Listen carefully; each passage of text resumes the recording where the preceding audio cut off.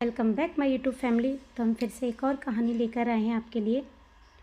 Office से आकर अजय ने जब यह खबर दी कि आज रात की गाड़ी से माँ जी ऋषिकेश से आ रही हैं तो मेरे तो हाथ पांव फूल गए। यह क्या विस्फोट कर दिया अजय ने।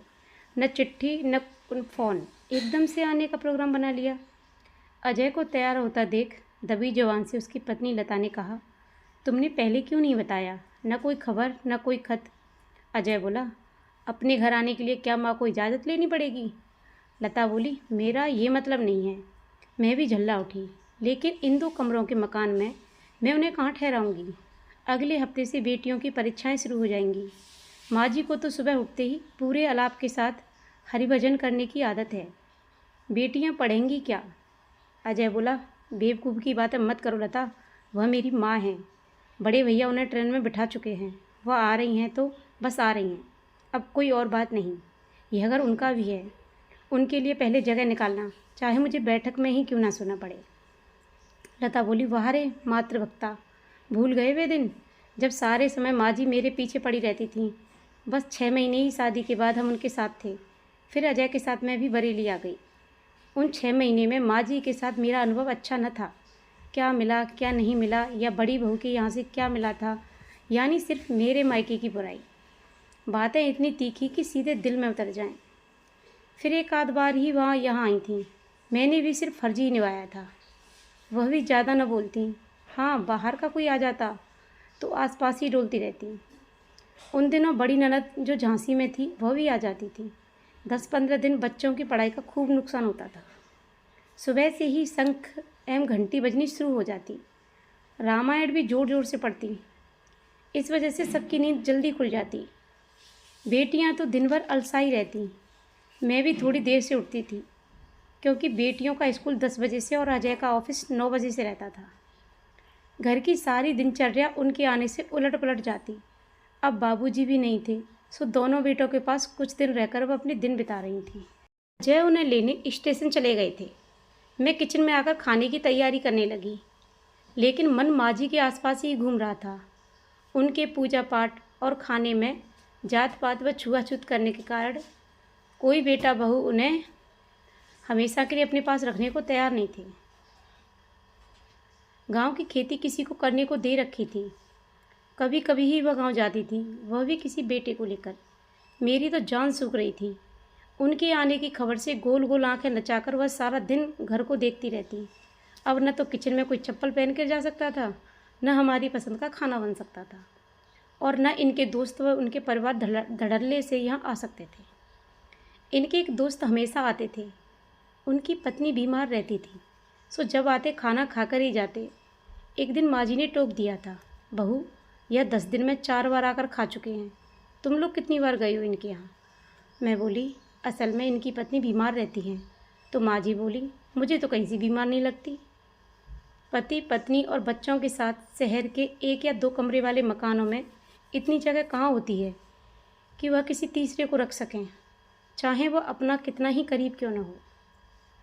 यह सोच मेरी थी। मैंने अजय के साथ गृहस्थी का एक एक सामान उसकी सैलरी से ही जोड़ा था। मेरा ज़्यादातर सामान तो बगैर खोले छोटी ननद की शादी पर दे दिया गया था। हर माँ बाप की तरह मेरे माता पिता ने भी सालों अपनी बेटी के लिए दहेज जोड़ा था। वह इसलिए नहीं कि मेरी ननद को दे दिया जाए, लेकिन मैंने और अजय ने किसी से कुछ नहीं कहा था। फिर बाबूजी भी न थे, पैसे की दिक्कत थी, सो मैंने भी सब्र कर लिया। अजय के जाने के बाद मुझे फिर ट्यूटर का ध्यान आ गया। स्नेहा ने आज फिर कहा था कि उसे संस्कृत में परेशानी होती है, कोई टीचर लगवा दें। चिंता से मेरा दिमाग चकरा गया। डर रही थी कहीं उड़ा रंग देखकर माँ जी मुझे बीमार न समझ लें। फिर एक भाषण, आजकल की लड़कियां आए दिन सिर में दर्द तो कहीं पेट में दर्द। माँ जी को मैंने वास्तव में कभी बीमार नहीं देखा। सोने सा दमकता रंग, पके बाल, सफ़ेद साफ धोती और पाँव में लकड़ी की चप्पल। पूजा के बाद माथे पर जो चंदन का टीका लगता वह दूसरे दिन नहाने पर ही धुलता। बोली सदी हुई, चाहे वह तारीफ में ही खुलती या बुराई में। बेटियों को भी दादी के आने की खबर मिल गई थी। बड़ी तो कुछ नहीं बोली, लेकिन छोटी गुस्सा करने लगी और बोली, ओह मम्मी, हमारी परीक्षा पास है, दादी की वजह से हमारी पढ़ाई का कितना नुकसान होगा। वह सुबह से भजन गाने लगेंगी। मैं बोली, कोई बात नहीं बेटा, अपने घर के बड़ों के लिए ऐसी बातें नहीं करते। वह इस घर की सदस्य हैं, जब चाहे आ सकती हैं। तुम लोग कमरा अंदर से बंद करके पढ़ना। 12 साल की साक्षी और 10 साल की स्नेहा 8 और 6 क्लास में पढ़ती थी। पढ़ने में तेज थीं, पर इधर साक्षी और स्नेहा को संस्कृत में परेशानी थी। उनके नंबर जब कम आने लगे तो हम किसी ट्यूटर को ढूंढने लगे। स्कूल में भी संस्कृत ठीक से नहीं पढ़ाई जाती। अजय जब माँ जी को लेकर लौटे तब तक मैंने खाना बना लिया था। एक छोटा सा बक्सा, बड़ा झोला, यही सामान था उनका। 8 घंटे की अकेली यात्रा से थकी माँ जी के लिए गर्म पानी रखकर मैंने उन्हें हाथ मुँह धोने को कहा तो वह तुरंत तैयार हो गईं। तरोताज़ा होकर साफ कपड़ों में जब वह बाहर निकली तो मैंने गर्मा गर्म हलवा उनके सामने रख दिया। अजय ने एक बार मुस्कुराकर मुझे देखा, फिर खुद कपड़े बदलने चल दिए। इस बार माँ जी पूरे 3 साल बाद आई थीं। इसके पहले 1 साल वह ऋषिकेश बड़े जेठ के पास गई थीं। वह धार्मिक जगह उन्हें ज़्यादा पसंद आ गई थी और उनका इरादा वहीं बस जाने का था। पर जाने क्या बात हो गई जो वह वापस आ गई थी। नाश्ते के बीच ही उन्होंने बेटियों को बुलाकर प्यार किया। दोनों के लिए वे बड़ी सुंदर 2 पेन लाई थी। मेरे लिए शिफॉन की एक साड़ी, रंग हल्का था। मैं समझ गई किसी ने यह साड़ी उन्हें दी होगी, उसे उन्होंने मेरे लिए रख लिया। माँ जी के रहने का इंतजाम मैंने अपने कमरे में कर दिया।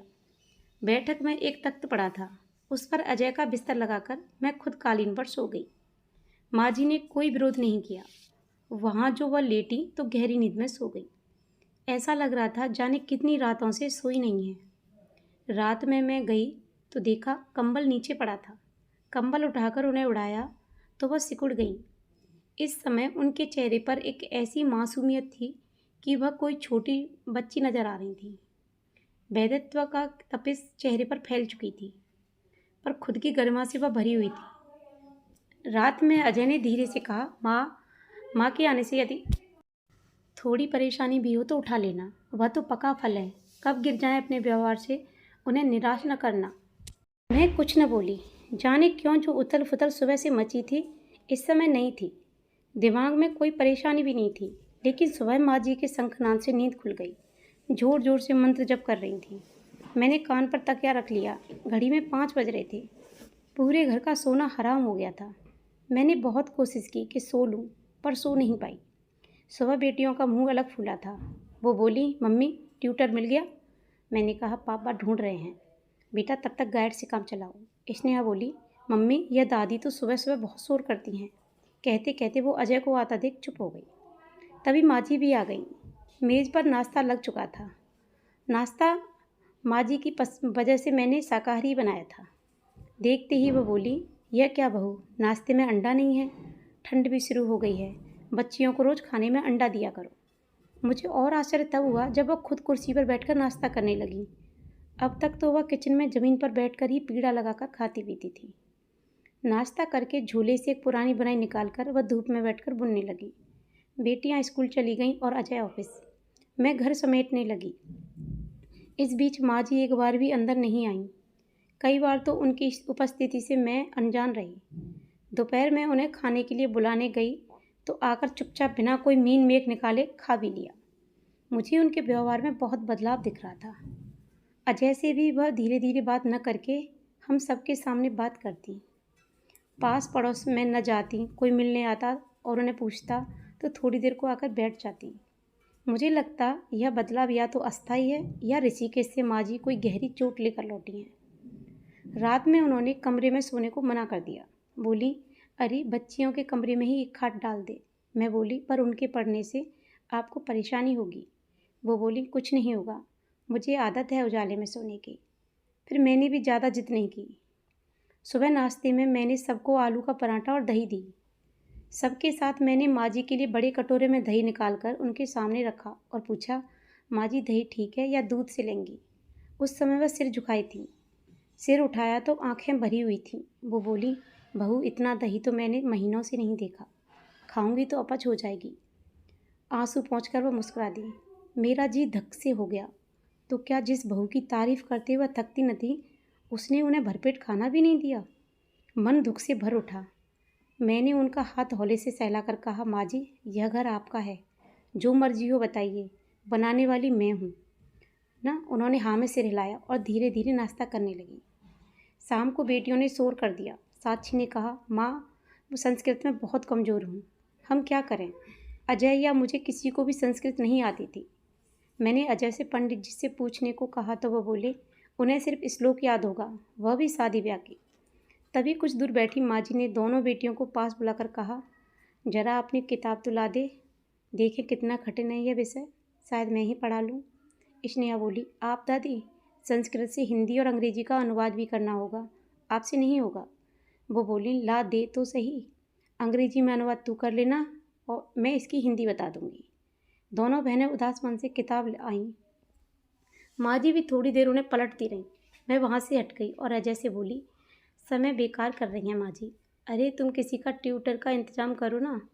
अजय बोले, क्यों, हो सकता है माँ ही पढ़ा ही लें। मैं बोली, क्यों मजाक करते हो, इस समय संस्कृत के टीचरों की कितनी कमी है, जो मिलते हैं वह पैसा कितना मांगते हैं। माँ जी भला कैसे पढ़ा लेंगी, आज देख लो, कहकर अजय टीवी देखने लगे। दूसरे दिन स्नेहा स्कूल न गई। रात देर तक दादी से पढ़ती रही थी। दूसरे दिन भी जल्दी ही पढ़ने बैठ गई। साक्षी का नंबर शाम को आया। रात 1 बजे तक माँ जी पढ़ाती रहीं। बेटियाँ संतुष्ट नज़र आ रही थीं। मैं डर रही थी, कहीं गलत समझा दिया तो सारे नंबर कट जाएंगे। गणित की तरह ही संस्कृत में भी नंबर मिलता है। दोपहर में अजय का फ़ोन आया। बड़ी मुश्किल से एक ट्यूटर का इंतज़ाम हुआ है, पर 500 रुपये लेगा। मैं बोली, पर माँ जी ने यह कहकर मना कर दिया कि कल से पेपर हैं, अब अगले साल में रखना। सुबह नींद खुली माँ जी के शंखनाद से। उफ, रात में भी नहीं सोई, तब भी आज जग गई, पर जब घड़ी देखी तो 7 बजे थे। मुझे झटका लगा। इतने सालों में पहली बार माँ जी का पूजा का समय बदल गया था। नियम से ठीक 5 बजे पूजा करने वाली माँ जी ने नियम बदल कैसे लिया। स्नेहा और साक्षी कॉपियाँ ठीक कर रही थी। मैंने आश्चर्य से पूछा, तुम सब सोई नहीं? बोली, सोई थी, पर सुबह 5 बजे उठ गए थे। दादी पढ़ा रही थी हमें, आज हिंदी का पेपर है ना, दादी ने बहुत अच्छा पढ़ाया। और मम्मी, दादी ने इतने अच्छे तरीके से हमें समझाया है कि मुझे संस्कृत में पूरे नंबर आएंगे।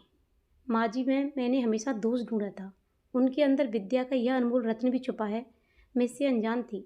हम इतने पढ़े होने के बाद भी बेटियों को पढ़ाने में असमर्थ थे, जबकि अपने ज़माने की थोड़ा बहुत पढ़ी लिखी माँ जी हिंदी एवं संस्कृत आराम से पढ़ा रही थी। रात को अजय ने सुना तो कहा, हाँ, माँ ने अपनी सदी के बाद शास्त्री की परीक्षा पास की थी। उनकी इस उपलब्धि को न किसी ने आंका न जाना। वैसे यदि माँ इस उम्र में पूजा रोककर बेटियों को पढ़ा सकती हैं, तो अब मैं भी गणित नियम से पढ़ा लिया करूँगा। माँ जी धीरे धीरे और बदलती गई। पूजा का समय भी बेटियों की पढ़ाई के हिसाब से आगे पीछे खिसकता रहा। ऋषिकेश का वह जिक्र भी न करती। मैं समझ गई थी वह वहाँ से गहरी चोट लेकर आई हैं। अब वह शिकायतों का पुलिंदा न खोलती, खाली समय में बच्चियों के पास बैठती या कोई किताब पढ़ती। मुझे लगता भी नहीं कि यह वही माँ जी हैं जिनके आने की खबर ने मुझे दहला दिया था। मैंने सोचा, अब माँ जी को मैं कहीं नहीं जाने दूँगी। यह फैसला अब सिर्फ मेरा था। तो आप लोग बताना कि आपको ये कहानी कैसी लगी और आपको इस कहानी से क्या सीख मिली। अगर आपको ये कहानी अच्छी लगी हो तो प्लीज़ अच्छे अच्छे कमेंट करना, और आप हमारे चैनल पर नए हो तो प्लीज़ हमारे चैनल को सब्सक्राइब करना, लाइक करना, शेयर करना, और ऐसी ही मज़ेदार कहानियों के लिए बने रहिए हमारे चैनल पर। मिलते हैं एक और वीडियो में एक और कहानी के साथ। तब तक के लिए thank you so much. Bye bye everyone. जय माता दी। राधे राधे।